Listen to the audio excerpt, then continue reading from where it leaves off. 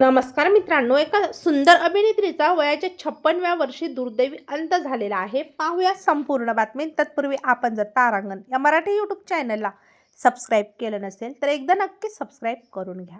Cinema आणि television विश्वातून दुःखद बातमी समोर आलेली असून बल्गेरियात जन्मलेल्या अभिनेत्री नतालिया डोन्त्सेवा यांच्या वयाच्या 56व्या वर्षी निधन झालेले आहे.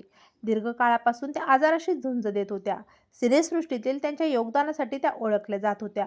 विशेषतः डॉक मार्टिनच्या फ्रेंच व्हर्जनमधील भूमिकेमुळे त्यांना मोठी लोकप्रियता मिळालेली होती. नतालिया डोन्त्सेवा यांचा जन्म 31 डिसेंबर 1969 रोजी बल्गेरियाची राजधानी सोफिया येथे झाला होता.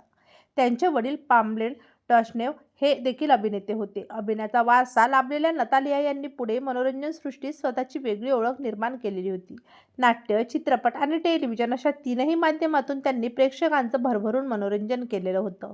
तेव्हा मित्रांनो, आपल्या तारांगण या मराठी यूट्यूब चॅनलतर्फे अभिनेत्री नतालिया डोन्त्सेवा यांना भावपूर्ण श्रद्धांजली.